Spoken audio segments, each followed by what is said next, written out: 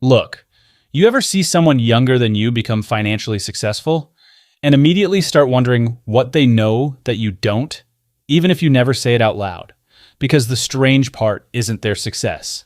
It's the feeling it creates inside you. A feeling that's becoming more common every year. Most people think millionaires are created by extraordinary opportunities, but the truth is usually much less exciting and much more uncomfortable. Welcome to Lyon Invests. Today we're breaking down why most people never reach $1 million even with good income. And by the end of this video, you'll see that the biggest obstacle isn't usually income.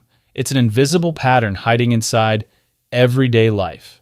A pattern that quietly shapes decisions, relationships, habits, and eventually financial outcomes. If that sounds interesting, subscribe to Lyon Invests, because this conversation goes much deeper than money. I used to believe wealth was mostly a math problem. Earn more, invest more, wait longer, simple, logical, almost mechanical. Then I started noticing something. The math wasn't failing. People were. Not because they were lazy, not because they lacked intelligence, because they were human. And human beings are emotional creatures pretending to be rational ones, especially when money enters the picture. A lot of financial advice ignores this. It assumes people behave like spreadsheets. They don't. Real life happens after a stressful day, after an argument, after disappointment. That's where financial behavior actually lives, not inside calculators, inside emotions. Here's the part nobody talks about. Most spending isn't about buying things. It's about changing feelings. Someone feels lonely. They shop. Someone feels stressed. They order food. Someone feels insecure.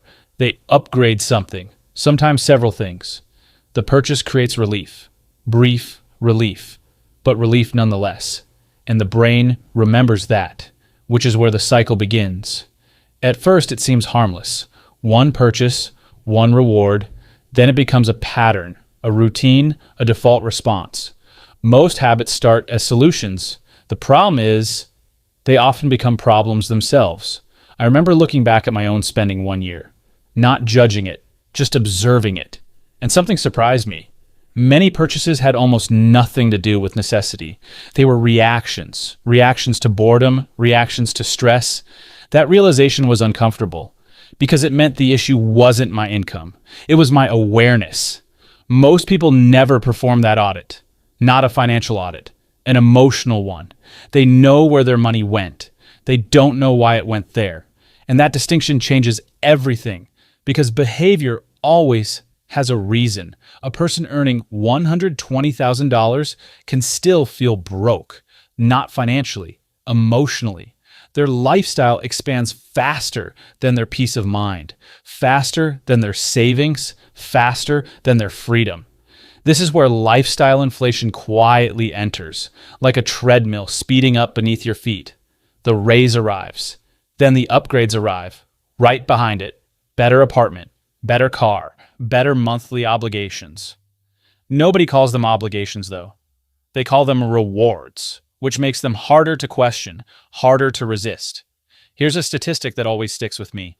Many high-income households still live paycheck to paycheck, even with salaries most people dream about. Think about that for a second. The problem can't be income alone. There has to be something deeper. And there is.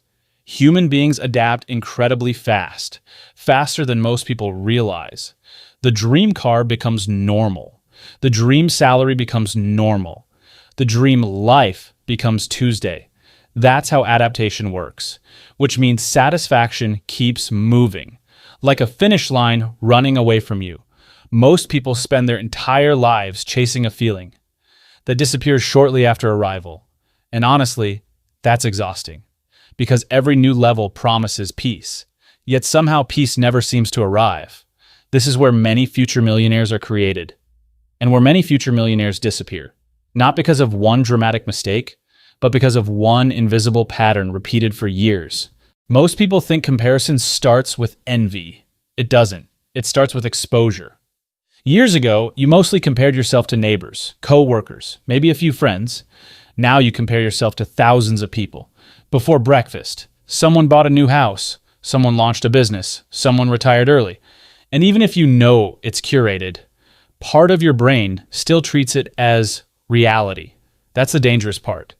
Comparison doesn't just influence emotions, it influences spending. A lot of purchases are really identity purchases. They're not about usefulness, they're about belonging. The watch says something, the car says something, the clothes say something. Sometimes they're speaking to other people. Sometimes they're speaking to ourselves because deep down, most people aren't buying an object. They're buying a story that says, I'm successful, I'm doing okay.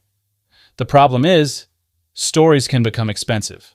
A friend once upgraded nearly everything after getting a raise.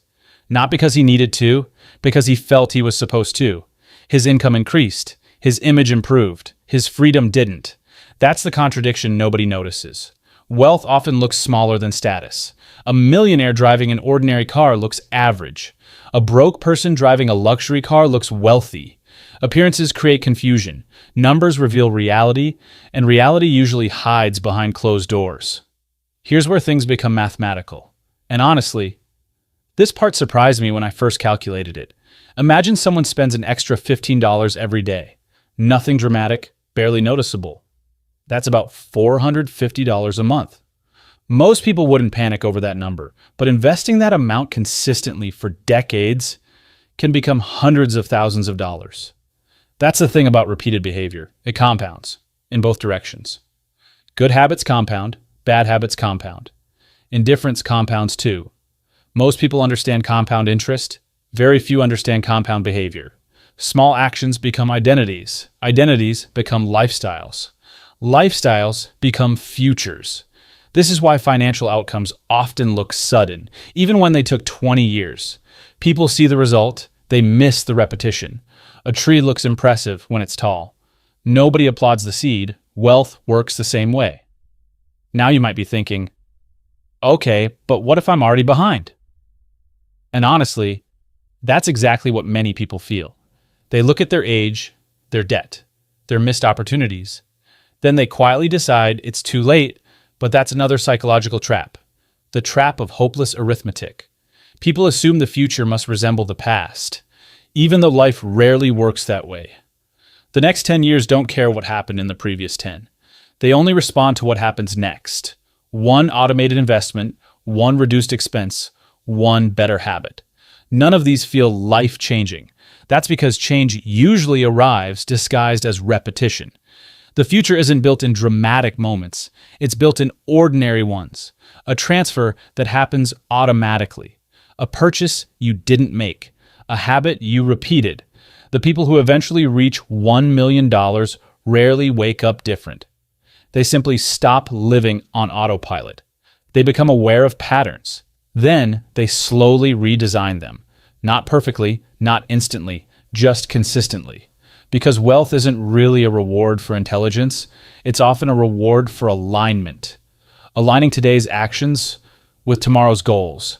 And when you finally understand that, money starts looking different. You realize every dollar is a vote for the person you're becoming.